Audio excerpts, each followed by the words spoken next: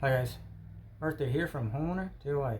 In this video, I'm going to show you my approach to protecting fascia so it doesn't have to be painted anymore.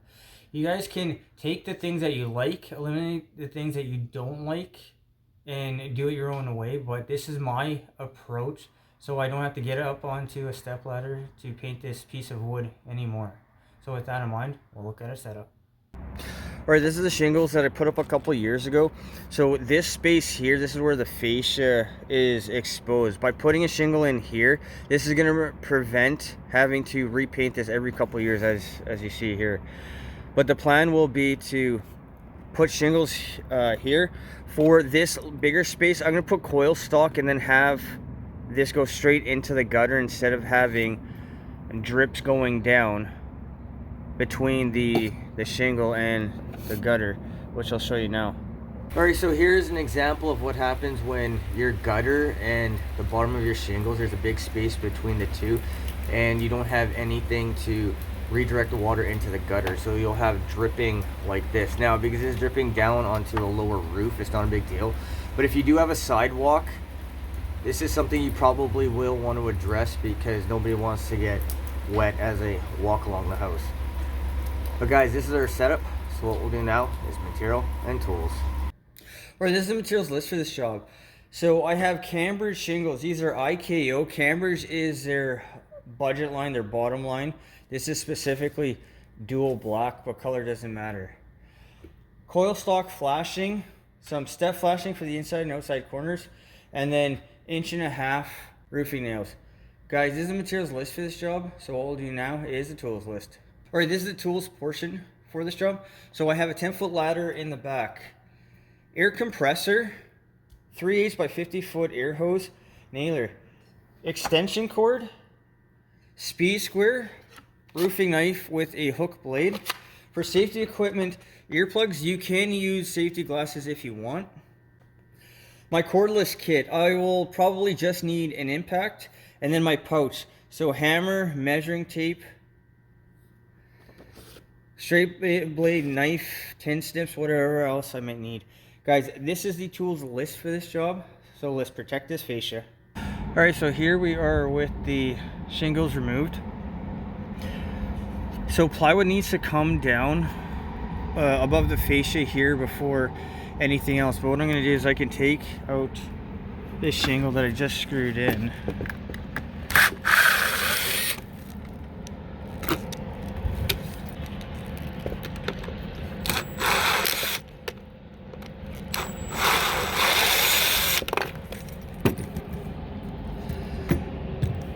And then I can go ahead and go down the line. Now, I do have a platform you see at the bottom there, so I can do this a lot faster. But what I'm going to do is I'm going to take these shingles out. Keep in mind that the screw for the gutter needs to be pulled out so the shingle can be taken out.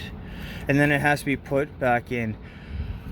Of course, go one at a time. So do this one, screw it back in, and then go down the line. Otherwise, the gutter will fall off the side of the house.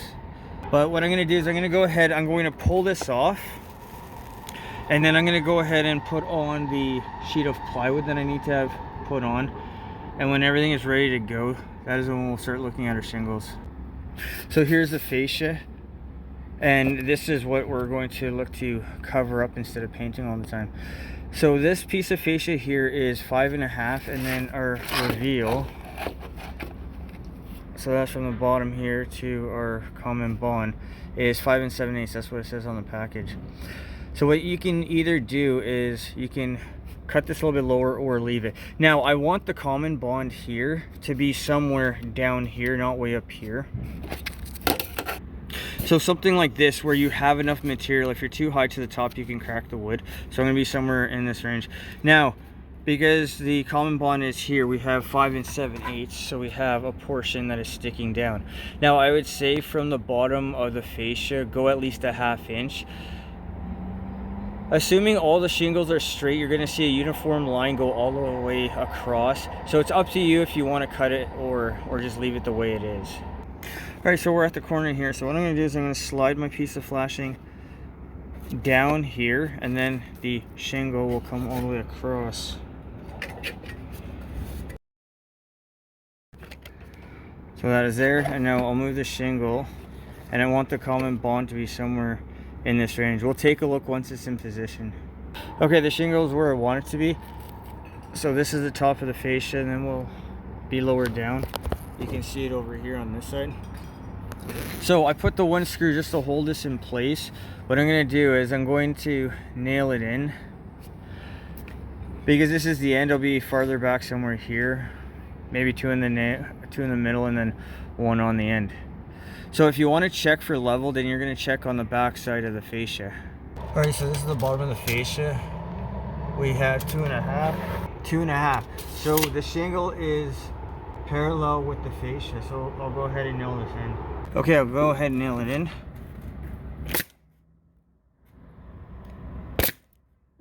Alright, so these two have to be nailed in, and then I missed a couple times here, but a few practice shots. So this one is now nailed in. I'll throw the screw, I'll tighten that back up, and then I'll tighten that back up over there. Okay, I've installed the next shingle, so I've nailed it here and here. And one thing that I changed was, instead of going tight up together, I tucked this one underneath here a little bit, and then this nail will hold it too in. It's going to be better to keep the shingles moving together. So what I'm going to do is I'm going to leave the nail out from this here. I'll slide the next shingle into it, and then I'll put one nail, and that's going to nail the two shingles together. So the one screw has been put back in, and then this one needs to be put back in as well.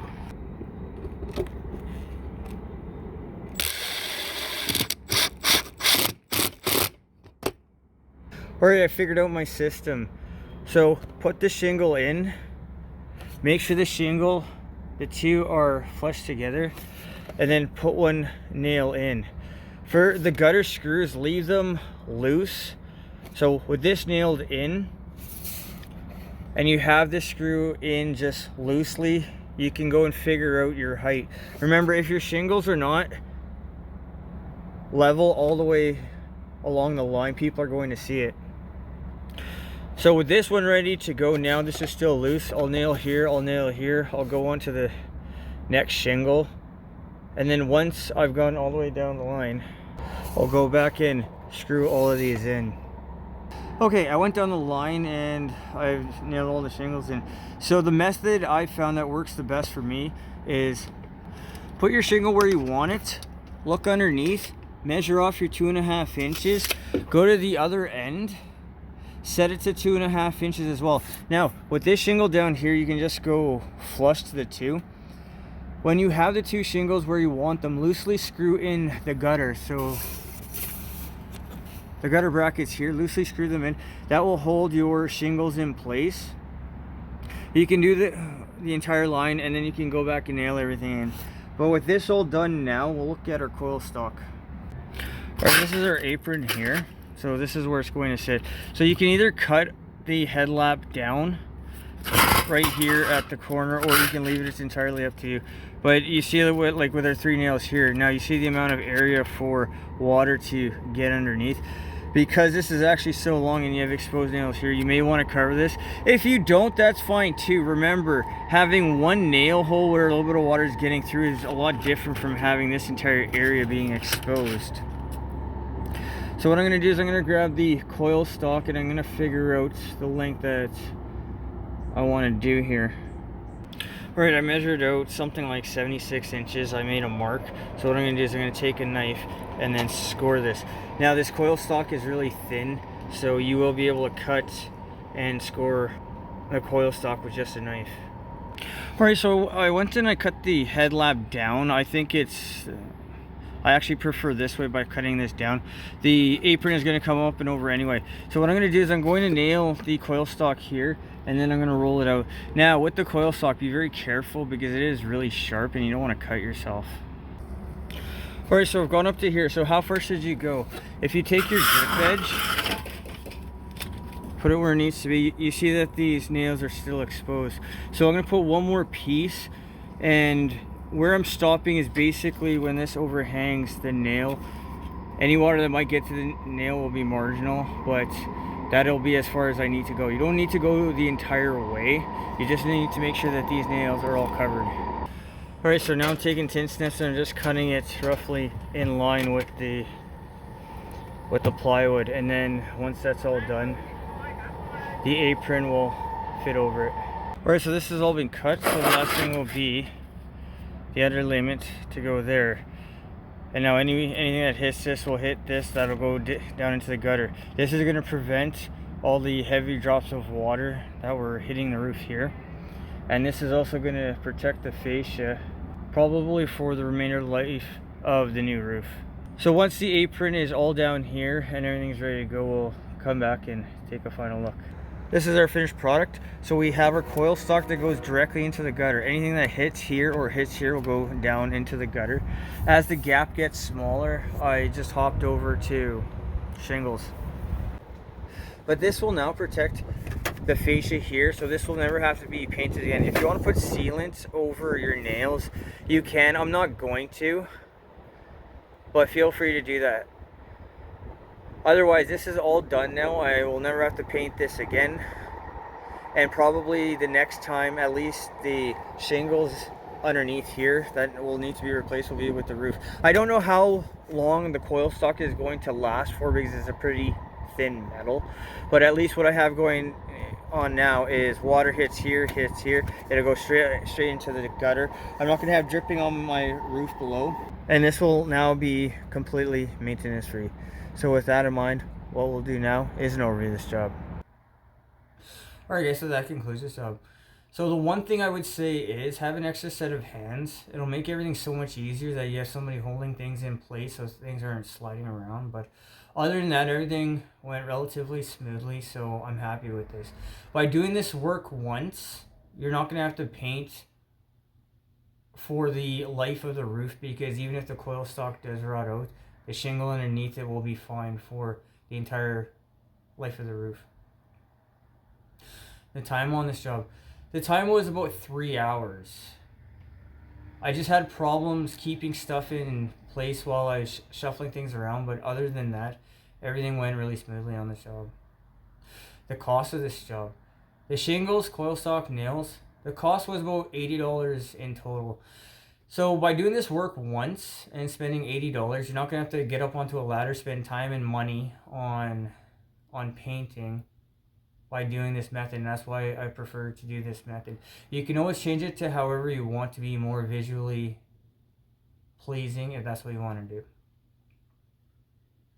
Guys, I hope you enjoyed the video. I hope you learned something. I hope something here is going to help you on your project when you need to go ahead and do that. Guys, till next time, please hit the like button, subscribe, and I'll see you on the next project.